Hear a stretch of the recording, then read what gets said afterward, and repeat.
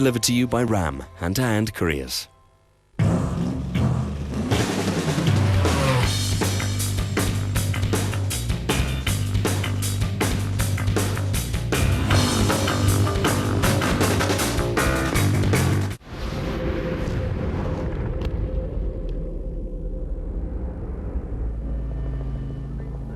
It's the fourth event and arguably one of the most popular events on the Donaldson Cross Country Championship calendar.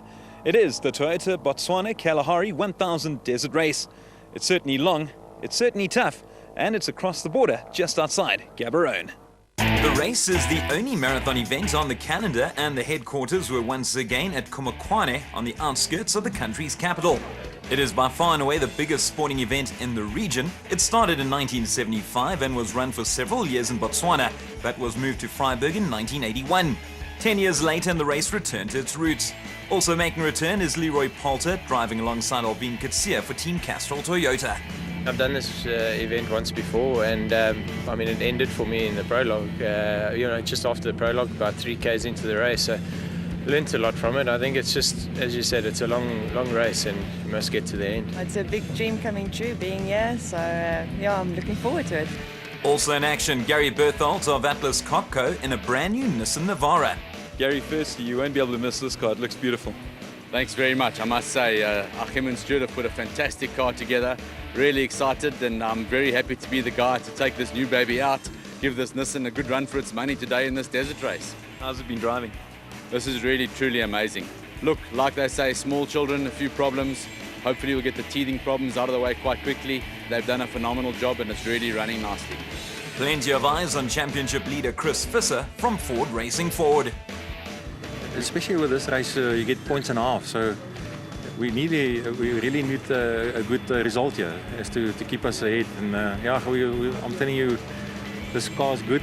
The car is very good. The Ford team worked very hard on this car to get it ready, and we're looking forward to it, and I'm sure we'll do well. Visser and his navigator Jaapie Badenhorst lead the field on 63 points, 15 clear of the Team Castrol Toyota pair of Anthony Taylor and Dennis Murphy, while the privateers from Koch & Sons Toyota, Malcolm Koch and Johan Berger, are in third place. First up, qualifying and first out the blocks, Castrol Toyota's Foss and Howie. Up next, teammates Taylor and Murphy looking for back-to-back victories. There may have been newcomers, but the Castrol Toyota team of Poulter and Coetzee tore up the track in qualifying. Alvin is from good racing stock, her father Cassie having won this race before alongside Richard Leek. Second in qualifying, Hijo de Brain and Henry Hugo in the Koch & Son Toyota Hilux. A massive dust cloud in their wake, third in the production vehicle category and putting up a sterling performance so far. The first Regent Racing Nissan Navara belonging to Thomas Rundle and Juan Moore, who have also entered the Dakar Challenge. Followed by Taylor and Murphy in their Toyota Hilux, winners at Toyota dealer Sugarbelt 400 and very aware of the tenuous points situation. The man who won 3 stages at Dakar on a quad, Sorrel van Biljon, with Philip Hasselman in their Atlas Copco Toyota Hilux. Certainly a brilliant performance as a rookie in the car brigade, closely followed by teammates Berthold and Rousseau in the nicely turned out Nissan. Championship leaders Visser and Badenhorst in the first Ford Racing Ranger in qualifying. Last year's championship winners and 9th in qualifying in the production vehicle category, Foss and Howie. Not only did they win the championship, but they also won last year's event right here in Botswana, so they would definitely be ones to watch. The pair had the difficult task of opening the road after drawing starting position 1. The RFS BMW team of Christian Deploy and Henny Terstegen. Terstegen was standing in for co-driver Henk Janssen van Vieren, who's taking some paternity leave ahead of the birth of his first child. A phenomenal performance from Poulter and Coetzee, a time of 52 minutes and 14 seconds, putting them 36 seconds clear of De Brain and Hugo, while Koch and Berger are in third place. Time to rest and set up for day 2 of what would ordinarily be the final day, but not so on the Toyota Kalahari Botswana 1000, as Hijo de Brain can attest to. Fortunately, Leroy come and spoil it all at the end for us, but we'll be there tomorrow. We're going to try to keep in touch with him and be in his dust the whole day, so dust is going to be a big factor. So hopefully we can continue with a good performance from today. The route is excellent, it suits my driving style, the navigation was perfect. I want to thank my navigator for today. You did an excellent job without GPS, so yeah, we're glad to be there up front. Hopefully I can talk to you Sunday again. Let's catch up with our Dakar hero, Sorrel van Biljon. Dit is baie lekker. Ek het dit baie geniet. Bietjie te vinnig gegaan op 'n stadium, stof voor my gesien, weer bietjie kop verloor en oud aangegaan en ek het dit klip 2 keer baie hard geslaan. Maar weet daarna bietjie bedaar en weet gery en bietjie stof gekry op 'n stadium, maar baie lekker. Dit was lekker. They don't get more difficult than the Dakar Rally, and this race forms part of the Dakar Challenge for 2014, which means that the first finisher competing in the challenge gets a free entry into Dakar in the region of 300,000 Rand. Well, that's an amazing incentive, and even more incentive elsewhere for the spectators who came out in their millions for this incredible race. Dakar Rally described as the toughest rally in the world, also the one that everyone wants to be a part of. And Southern Africa has got a very good history in the event. Yeah, for sure. We have Alfie Cox, who made it in the car, on a bike. Giniel de Villiers, definitely, who is one of the most reliable driver and consistent driver of the Dakar history. And yeah, there's a real interaction and real history with Dakar and South Africa.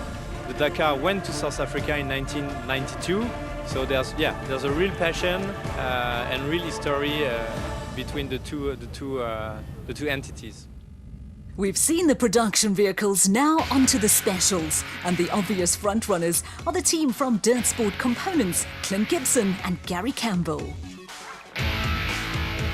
We're obviously hoping for a good result. There's 1.5 points, obviously, in the scoring. So if we keep it together and we pull a podium or hopefully a first, we can hopefully get back to number 1 again. The pair currently in second place in the championship on 48 points, 6 behind leaders Evan Hutchison and Donnie Stassen, while the Silverts, Quinton and Callion, third place on 41. First off in the special vehicles category, Colin Matthews and Alan Smith from Century Property Racing. Second to start in qualifying and second in the championship, Gibson and Campbell in the Dirt Sport Components Porter. It turned out to be a fantastic run for Dakar Challenge competitors Matthews and Smith, describing the car as 10 out of 10 as they set the fastest time. No surprises as the ever-competitive Hutchison and Stassen were second quickest in their new Motorride Racing Bat Viper. While the Silverts are third in the championship, it was the other Silverts, Herman and Vichard, who were third fastest in their Elegant Fuel Striker. Fourth fastest, another Motorride Racing pair, this time Nick and Ryan Harper in their Bat Venom. Incredible desert terrain surrounded by bush and thorns, proving to be no match for the husband and wife team of Marius and Yolinda Fourie in their PHB Bat Spec 4. Well, you don't want to be caught in their dust like Keith Dutoy and Keith Solomon in their White Star Racing Bat. A bit further back, but very much in contention, Dirt Sport Components, Gibson and Campbell. Well, it's a very apt name, Dirt Sports, when you're in the desert, as you can see from the dust flying from the Maxus Zarco of Neil Mayer and Joseph Lewis. The raps at that are father and son Nardis and Louis Alberts, also putting up an excellent performance. Another Maxus Porter, this time belonging to brothers Daniel and Lo Zealy in their first Toyota 1000 Desert Race. A great performance from Matthews and Smith, conquering qualifying in 53 minutes and 30 seconds, 18 seconds clear of fellow Dakar Challenge competitors Hutchison and Stassen, while the Silverts, Herman and Vichard are 43 seconds off the pace. Still 2 more days to go of this incredible race. How did Evan Hutchison find qualifying? Nice tough time trial. I expected it to be like that. It was marked quite nicely. We gave it a good going. We took it a little bit too easy at the beginning and pushed a little bit harder at the end. But yeah, successful run. I think we're first in Class A and second behind Colin Matthews.